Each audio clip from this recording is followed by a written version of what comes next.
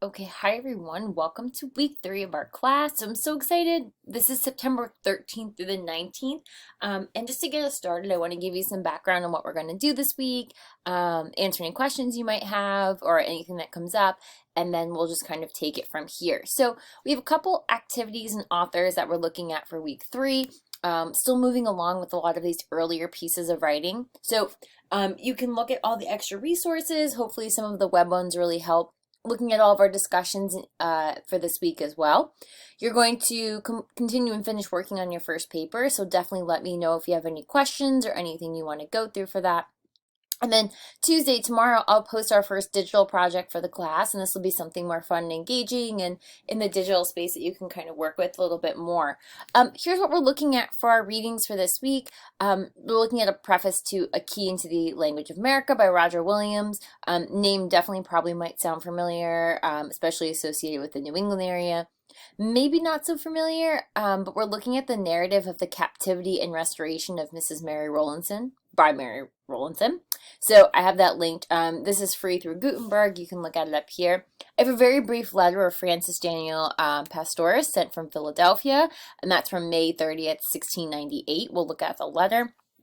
And then, of course, everyone's favorite, which we always circle back to, which is the Salem Witch Trials. This is just a small little excerpt from our anthology that's included here, but we're going to do a lot with the witch trials for this week, too. So let me go back to our modules and point you to the direction of what you need for this week. We're going to do annotations of Mary Rowlandson's narrative here, which you can find. Make sure you're in our group page. Make sure you're accessing it right through Hypothesis. Make sure you're going through, especially into our American Lit group. So there are these removes that she writes her narrative in. And while you do not have, you certainly do not have to comment on everyone, you'll get the idea after you go through and read them. You can see how short some of them are going through here, but certainly you can go through them. Mary Rowlandson, she was a colonial American woman who was captured by the Native Americans, what we think around 1676. So at this time is King Philip's War. She'll reference that. And she was held for 11 weeks before being ransomed. In 1682, about 6 years after all of it, was when her narrative was actually published. And this was really important because it's considered one of the first works in America that go to this genre of what we call a captivity narrative. And you might have heard that word before, but basically captivity narratives are stories of people who've been captured by enemies or a lot of times groups that they've been considered uncivilized or beliefs and customs that they oppose. And so probably the best known captivity narratives in North America at this time are concerning Europeans and Americans who felt that they were taken captive by indigenous people. And these narratives have a certain place in literature, which we'll discuss, obviously, and obviously history too. And so captivity narratives, we can kind of look at the transcendence of this in American literature. This is really interesting because now even captivity narratives, especially since the late 20th century, have kind of gone on to even being accounts of like someone leaving a cult, religious cult or a movement or things like that. So they've definitely expanded. Historians have made certain use of many captivity narratives. Beyond that, of course, I want to say about this specific one that we're looking at right here and looking at Mary Rowlandson. It went through about 4 different printings in 1682 and got a lot of reading in the New England colonies, in England, and actually some people considered it the first American bestseller, which I don't know if we can say that, but we can certainly kind of go back and forth on it too.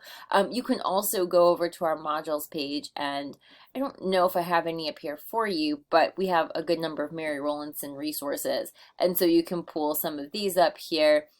Here is an example of what the narrative looked like in its first form, and also some good information here on the background of not only her but like the time period. So as I mentioned, like she's going on at this time when she's obviously born in England and she comes over here. She settles in Salem, thus the importance, as I've talked earlier about, of Salem, Massachusetts, and moves to Lancaster on the Massachusetts front in 1653. She gets married. She has 4 children. and their first daughter dies very, very young. But of course, at this time, King Philip's War, this is 1676, is happening. Her town came under attack by different Native Americans. She and her 3 children were among those taken. And for more than 11 weeks, she and her children were forced to accompany the Native Americans as they traveled through the wilderness to carry out different raids and kind of skirt around the English militia at this time. Now, the conditions of this captivity narrative that we have here are recounted in very, very interesting detail by Rowlandson herself. Allegedly, she was ransomed for about 20 pounds.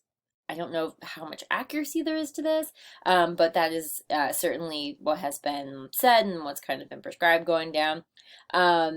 She and her children later on moved to Boston. That's where she is thought to have actually written this captivity narrative, although we do not have the original manuscript. That has not survived. At one time, scholars thought that she had died before her narrative was published, but it was later discovered that she actually lived for many more years after that. And even after her first husband died, she remarried again and outlived another spouse kind of in that way too. So this is an entirely autobiographical account of her kidnapping and her ransom. She will, through the various removes that she details up here, so I'll go back so you can see some of those that she talks about in here through all these different removes, with really different divides that she goes up here. She talks about how she witnessed the murder of her family, her friends, how she traveled with her children, how her daughter died en route along a lot of this happening up here. Go back over to some of the resources that you can go up here as well and see a little bit more. This again is what we just presume she might have looked at. Very interesting to see her description here of the Native Americans, although she feared the Native Americans and sort of was, you know, not against them, but was very unsure of them.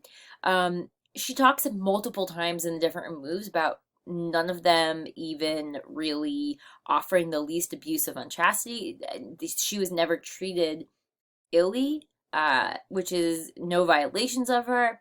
She's obviously a Puritan background, so she tried to use her faith to make sense of what was going on with her, and that definitely comes through when you read these different removes.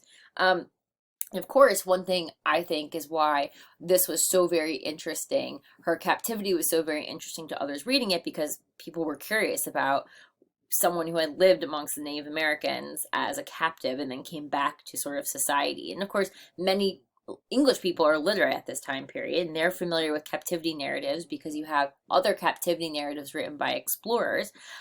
So it's definitely sort of this archetypal sort of model that we have going along too. There's a lot of biblical content and sort of a lot of, you know, Puritan influence that you can see here. It's obviously because she's a Puritan. She uses quotes. She uses a lot of themes in her descriptions of like punishment and retribution and darkness and light and good and evil.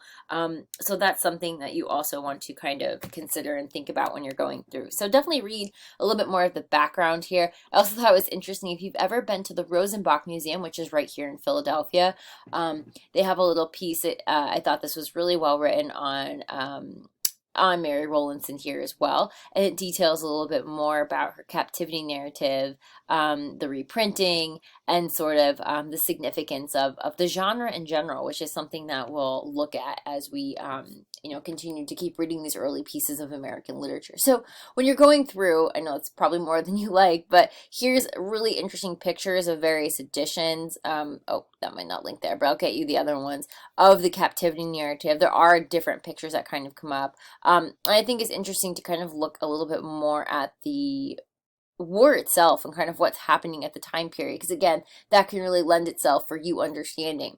Now, try to get through her language on here. She is so detailed, that has both positives and negatives, but try to get through that. Like I said, you don't have to read every single remove and comment and annotate, but certainly they are pretty short. You can see some of them are only a paragraph, very short sentence or two.